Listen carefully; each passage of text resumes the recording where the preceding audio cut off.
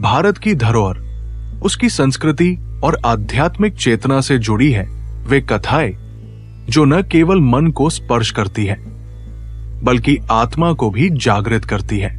आज हम आपको ले चलेंगे एक ऐसे पावन पर्व की यात्रा पर जिसे नदियों की रानी नहीं, मां गंगा के अवतरण के रूप में मनाया जाता है।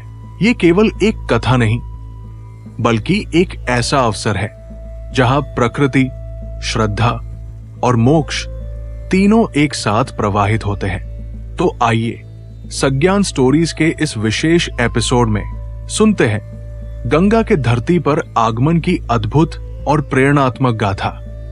भारतीय संस्कृति में गंगा केवल एक नदी नहीं बल्कि एक मां है, एक तीर्थ और एक आत्मिक धारा। ऐसा विश्वास किया जाता है कि जिस धरती पर गंगा बहती है वो भूमि स्वयं पुण्यवती हो जाती है।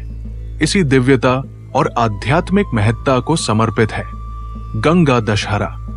ये पर्व हर वर्ष ज्येष्ठ शुक्ल पक्ष की दशमी तिथि को मनाया जाता है। इस दिन को विशेष इसलिए माना गया है क्योंकि मान्यता है कि इसी दिन गंगा स्वर्ग से उतरकर पहली बार धरती पर आई थी। उनका अवतरण मात्र ही पापों के नाश का कारण बना और इसलिए इस दिन को दशहरा कहा गया, अर्थात 10 प्रकार के पापों से मुक्ति देने वाला दिन। गंगा के पृथ्वी पर आने की कथा उतनी ही प्रेरक है जितनी वो स्वयं पावन है। राजा सगर के 60,000 पुत्र कपिल मुनि के आश्रम में अपने यज्ञ के घोड़े की खोज करते हुए पहुंचे थे। उन्होंने मुनि पर चोरी का आरोप लगाया और उनकी तपस्या भंग कर दी। इससे क्रोधित होकर मुनि ने उन्हें भस्म कर दिया। तभी से उनके मोक्ष के लिए अनेक पीढ़ियों तक तप किया गया। अंत राजा भगीरथ ने कठोर तपस्या करके ब्रह्मा से गंगा को पृथ्वी पर लाने का वरदान प्राप्त किया, लेकिन गंगा की तीव्र धारा पृथ्वी को ध्वस्त कर सकती थी। इसलिए भगीरथ ने भगवान शिव की आराधना की। शिवजी ने अपनी जटाओं में गंगा को समेट लिया और धीरे धीरे धरती पर उन्हें मुक्त किया।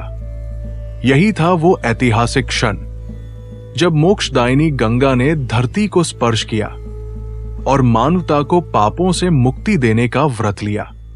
गंगा दशहरा का आध्यात्मिक संदेश अत्यंत गहरा है। ये केवल एक पर्व नहीं बल्कि आत्मा की शुद्धि, पापों से मुक्ति और आंतरिक जागृति का अवसर है।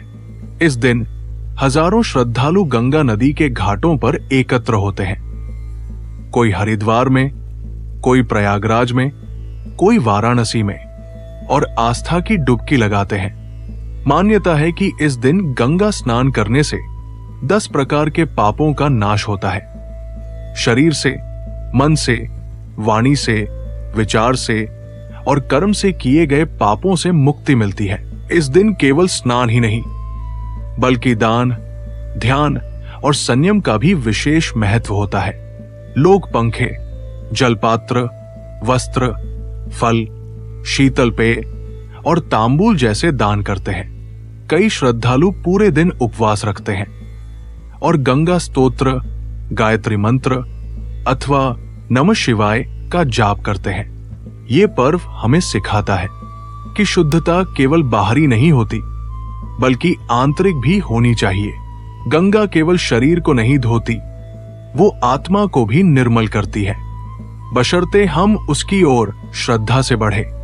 आज के युग में जब पर्यावरण संकट और जल संकट जैसे विषय विकराल रूप ले चुके हैं, गंगा दशहरा हमें एक और पाठ पढ़ाता है।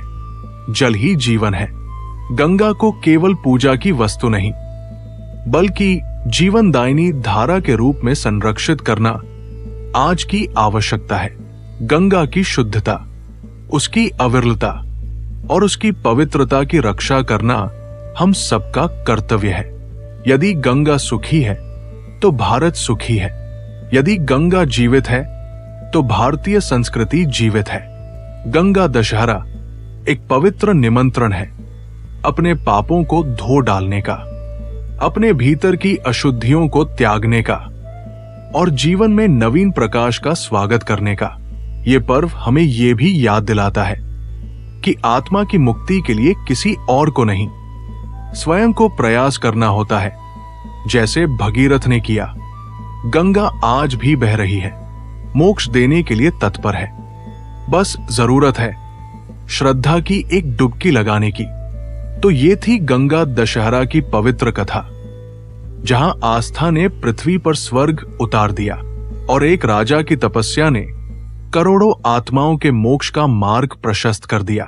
अगर आपको ये कथा प्रेरणादायक लगी हो तो सज्ञान स्टोरीज को जरूर सब्सक्राइब कीजिए और इस वीडियो को उन सभी तक पहुंचाइए जो अपने जीवन में शुद्धता, संयम और सद्भाव की खोज कर रहे हैं। फिर मिलेंगे एक और पौराणिक, प्रेरणात्मक और ज्ञानवर्धक कथा के साथ। तब तक के लिए अपने भीतर की गंगा को जागृत कीजिए।